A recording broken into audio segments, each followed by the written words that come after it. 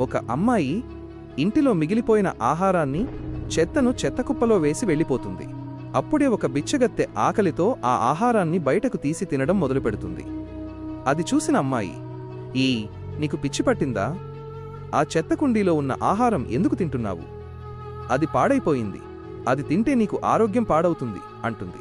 దానికి ఆ బిచ్చగత్తె, మేడం, మేము రోజూ ఇలాంటి ఆహారమే తింటాం, కానీ మా ఆరోగ్యానికి ఏం కాదు. దయచేసి నన్ను ఈ ఆహారం తిననివ్వండి అంటుంది. ఆ బిచ్చగత్తె మాటలు విని ఆ అమ్మాయికి బాధ అనిపిస్తుంది.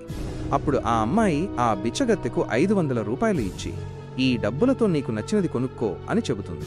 దానికి బిచ్చగత్తె ధన్యవాదాలు చెప్పి తినుబండారాలు కొనుక్కోవడానికి దుకాణానికి వెళుతుంది.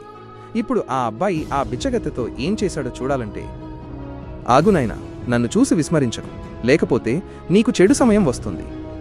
ఒక్కసారి కామెంట్లలో హర్ హర్ మహాదేవ్ అని రాసి వీడియోకి ఒక లైక్ చేసి ఛానల్ను సబ్స్క్రైబ్ చేయి.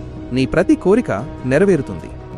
తరువాత ఆ అబ్బాయి ఆ బిచ్చగత్తె దగ్గర నుంచి 100 రూపాయలు తీసుకుని ఆమెకు 1000 రూపాయలు విలువైన ఆహార పదార్థాలను ఇస్తాడు.